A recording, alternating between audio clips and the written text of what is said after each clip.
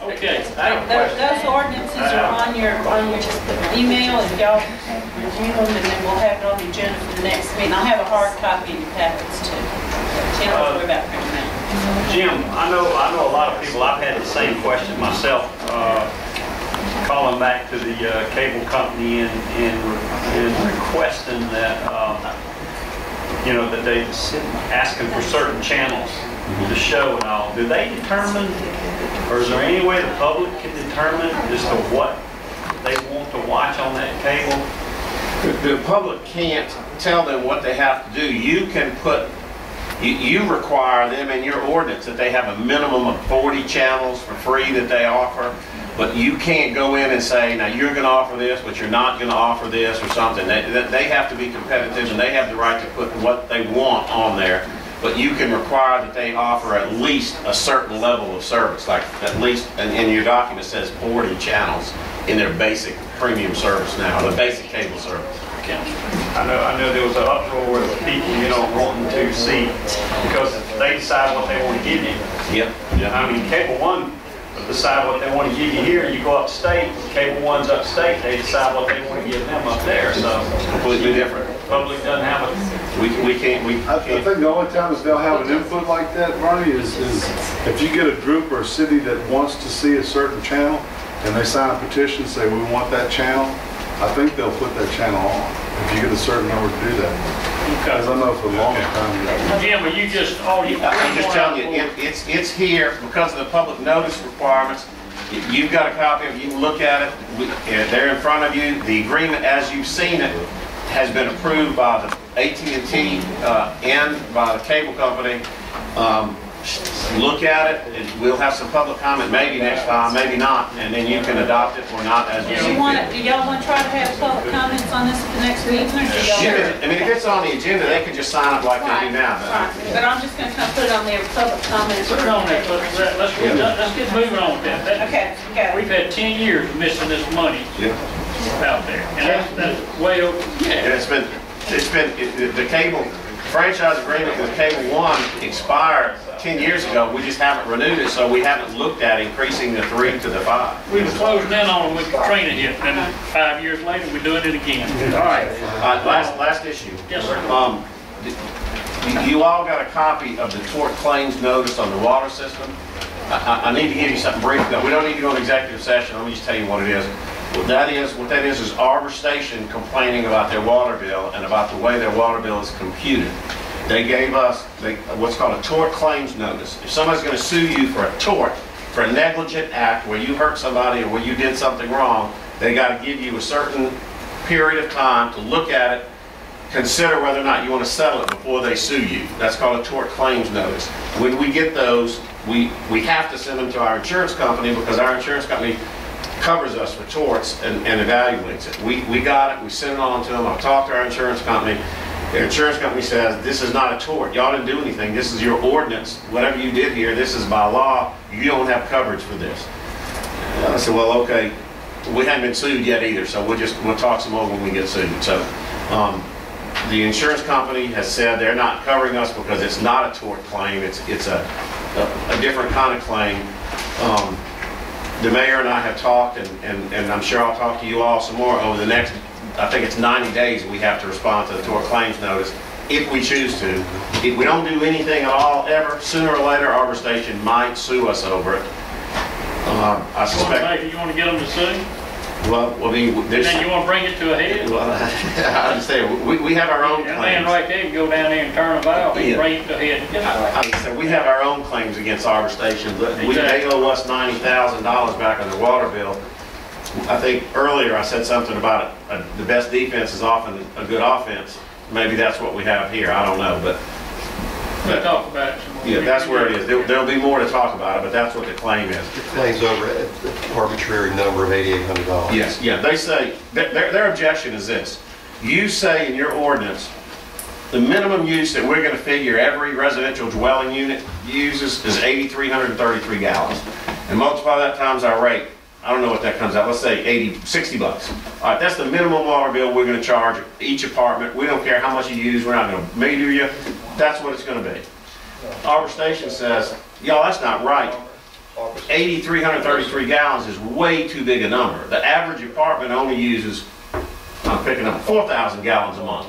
And they can say, look at our monthly water bill over the years and look at the number of gallons we use and divide it by the number of apartments, and a reasonable and more rationally based estimate would be based on that. And so change your ordinance, and for every apartment complex or multi-unit dwelling in your city, assume they use this smaller number, maybe 4,000 gallons a month, and charge a minimum water bill based on 4,000 gallons a month, which would be half what you're charging now.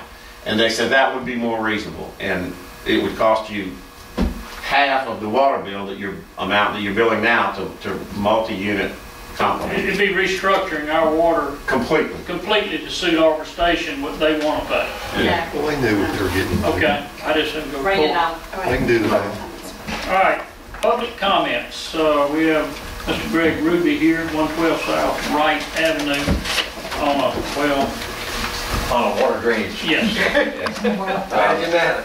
I've been I lived in Largo for 32 years now, so I've got some pictures I want to show you as well, dealing with flooding in South Wright Avenue. Now, I came in front of you about mid-May, and then and talked about the same drainage problem there on South Wright Avenue. And they're tearing up the road right now, putting in the new water lines and stuff, so they're still working on the roads down there. And actually, you suggested, Mayor, that I go ahead and talk with your city engineer, and he was gracious to come down, actually, and we met, actually it was the day of graduation. Yeah. He came down right before the actual graduation, so that was nice. And I haven't talked to him since then. My neighbor, Doug, which is not here tonight, I believe he talked to you probably a couple times after that. And then my other neighbor next to me, which has, those pictures are my yard and my neighbor's yard here, Dan. So the water, that's just from last night's rain.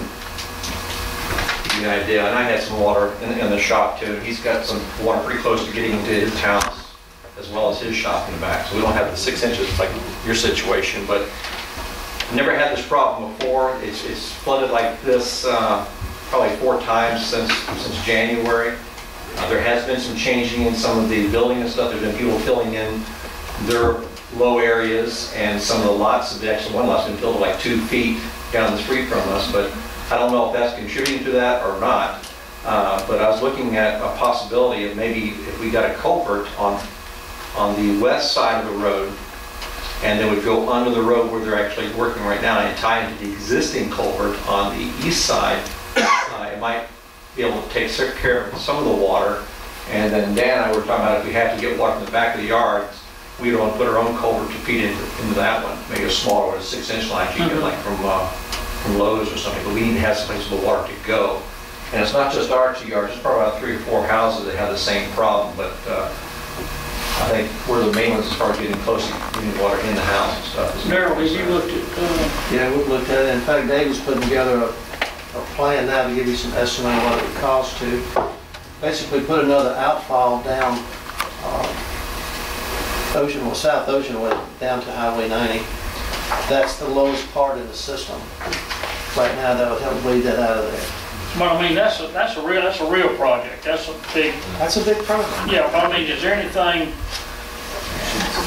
locally without, $500,000, or 400,000 or whatever? There's a couple of things we can try to do. My concern, and I've talked to Ms. Kuvion about it, is accelerating the flow down to another area that's already flooding, like in front of Tile Fort.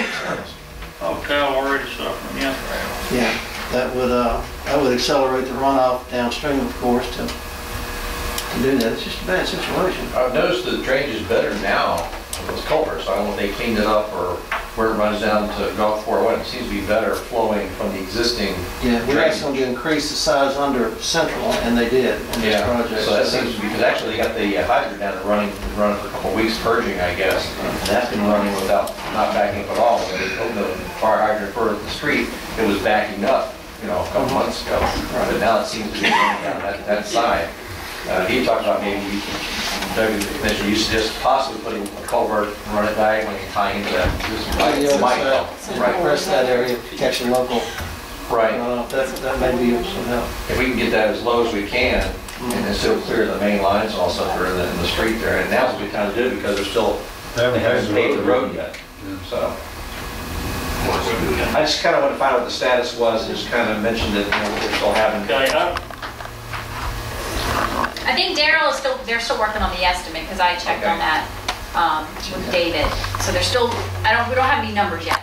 Well, I had my wife out there sweeping the water and Sweeping the stuff. water and out, She's yeah. changed, yeah. That came up, that happened yesterday, so she said, well, we need to check on this. I Yeah. come down. Yeah, I think we're still waiting on the number. Okay. I don't think I haven't seen the number yet. Daryl, is the water, or is the conditions down there south of the tracks in that area